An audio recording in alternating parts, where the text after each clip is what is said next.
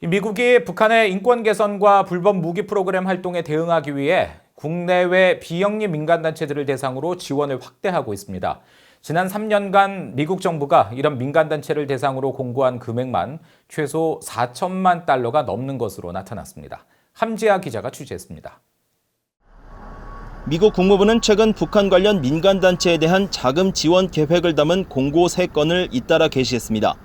지난달 31일 북한 인권 개선을 위한 지원금 공고 2건과 지난 6일 북한의 확산과 제재 회피 대응 단체에 대한 지원 공고입니다. 선정된 비영리 민간단체 등 국내외 기관들은 심사를 거쳐 최대 465만 달러에 달하는 지원금으로 관련 사업을 펼칠 수 있게 하는 내용입니다. BOA가 미국 연방정부 지원금 정보자료를 분석한 결과 지난 3년간 미국 정부가 북한과 관련해 낸 지원금 공고는 모두 31건이었습니다. 국무부 민주주의 인권노동국이 19건으로 가장 많았고 제재와 무기 확산을 다루는 국제안보 비확산국이 10건으로 책정 액수는 최소 15만 달러에서 최대 1,200만 달러였습니다.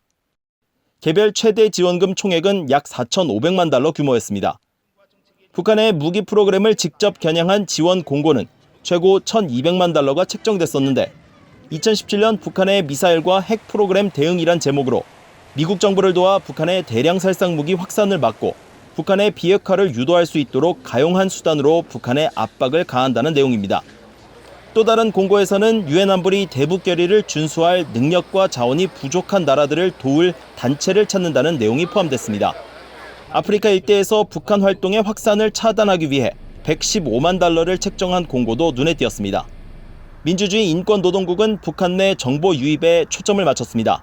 특히 매년 기관당 최대 300만 달러를 지원하는 공고의 경우 북한과 외부 세계의 자유로운 정보 흐름을 촉진해 북한 인권을 개선하고 인권 유린에 대한 책임 규명을 촉진한다는 내용입니다. 실제로 탈북자들이 주축이 된 대북 방송과 인권 단체들은 대부분 이 지원금을 통해 운영되고 있는 것으로 알려졌습니다. Government funding has been cut 100%, so the only lifeline these NGOs have is U.S. government funding. This is where this comes in. So it is truly critical, vital funding for North Korean human rights NGOs in South Korea, many of them run by North Korean defectors. 전문가들은 현 시점에서 미국의 대북 정책을 보조하고 북한 관련 활동 민간단체와 인권단체들이 의지할 수 있는 건 미국 정부의 지원금이 유일한 상황이라고 강조했습니다. BOA 뉴스 함지아입니다.